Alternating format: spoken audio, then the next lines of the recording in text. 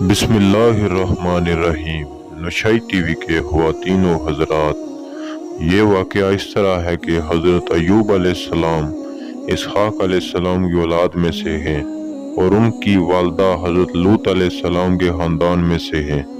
اللہ تعالیٰ نے آپ کو ہر طرح کی نعمتوں سے نوازا تھا، حسن صورت بھی اور مال و اولاد کی کثرت بھی، بے شمار مویشی اور کھیت و باغ وغیرہ کے آپ مالک تھے۔ جب اللہ تعالیٰ نے آپ کو آزمائش و امتحان میں ڈالا تو آپ کا مکان گر پڑا اور آپ کے تمام فرزندان اس کے نیچے دب کر مر گئے، اور تمام جانور جس میں سینکڑوں اونٹ اور ہزارہ بکریاں تھیں سب مر گئے۔ تمام کھیتیاں اور باغات بھی برباد ہو گئے، غرض آپ کے پاس کچھ بھی باقی نہیں رہ گیا۔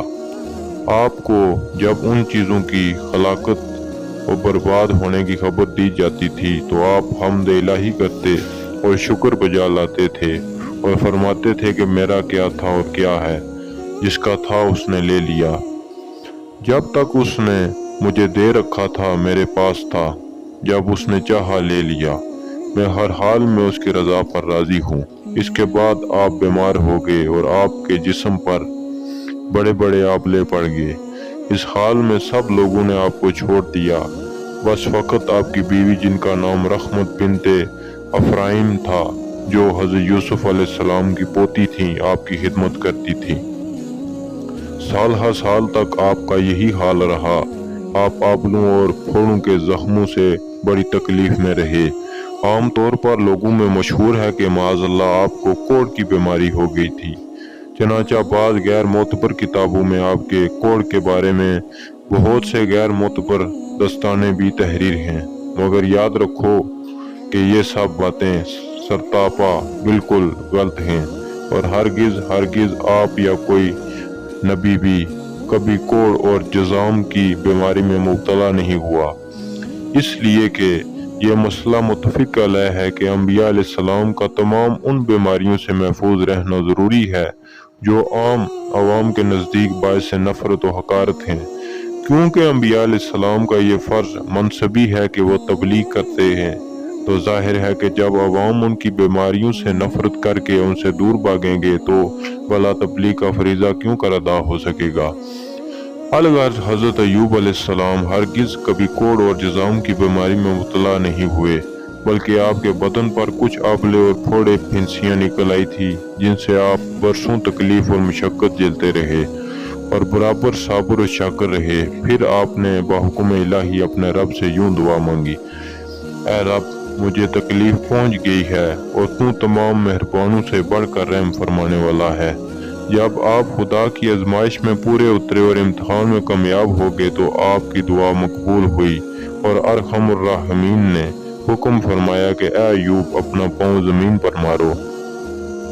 آپ نے زمین پر پاؤں مارا تو فوراً ایک چشمہ پھوٹ پڑا۔ حکم الہی ہوا کہ اس پانی سے غسل کرو۔ چنانچہ آپ نے غسل کیا تو آپ کے بدن کی تمام بیماریاں دور ہو گئی۔ پھر آپ 40 قدم دور چلے تو دوبارہ زمین پر قدم مارنے کا حکم ہوا، اور آپ کے قدم مارتے ہی پھر ایک دوسرا چشمہ نمودار ہو گیا، جس کا پانی بے حد ٹھنڈا، بہت شیریں اور نہایت لذیذ تھا۔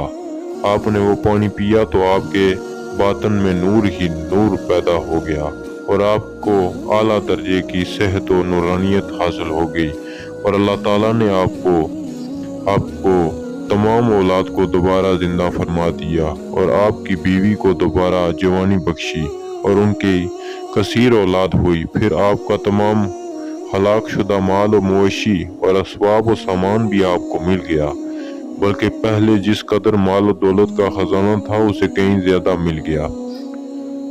اس بیماری کی حالت میں ایک دن آپ نے اپنی بیوی صاحبہ کو پکارا تو وہ بہت دیر کر کے حاضر ہوئیں۔ اس پر غصہ میں آ کر آپ نے ان کو 100 درے مارنے کی قسم کھا لی تھی۔ تو اللہ تعالیٰ نے فرمایا کہ اے ایوب، آپ ایک سینکوں کی جاڑوں سے ایک مرتبہ اپنی بیوی کو مار دیجئے، اس طرح آپ کی قسم پوری ہو جائے گی۔ چنانچہ اللہ تعالیٰ نے قرآن مجید میں اس واقعے کو اس طرح بیان فرمایا ہے کہ ہم نے فرمایا کہ زمین پر اپنا پاؤں مارو، یہ ہے ठंडा चश्मा नहाने और पीने का, और हम उसे इसके घर वाले और उसके बराबर और अपनी रहमत से अता फरमाइए। अक्लमंदों को नसीहत हासिल करने के लिए, और हमने फरमाया कि अपने हाथ में एक जाड़ देकर इसे मारो और कसम न तोड़ो, बेशक हमने उस को साबर पाया। वो क्या ही अच्छा बंदा है, बेशक वो खुदा की तरफ बहुत रुजू करने वाला है। हज़रत अय्यूब अलैहिस्सलाम इस इम्तिहान में पूरे कामयाब हो गए और अल्लाह ताला ने उनको अपनी नवाजिशों और अनायतों से हर तरह सरफराज फरमा दिया, और कुरान मजीद में उनकी मदह ख़वानी कर अय्यूब के लाजवाब खिताब से उनके सर मुबारक पर सरबुलंदी का ताज रख दिया।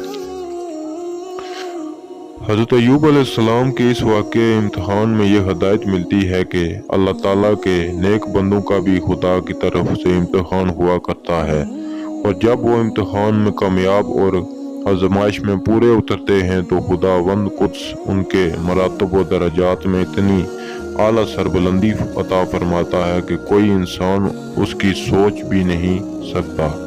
नेज़ इस वाक़े से यह सबक भी मिलता है कि इम्तिहान और आज़माइश के वक्त सब्र करना और खुदावंद आलम के रज़ा पर राज़ी रहना, इसका फल कितना अच्छा, कितना मीठा और किस कदर लजीज होता है।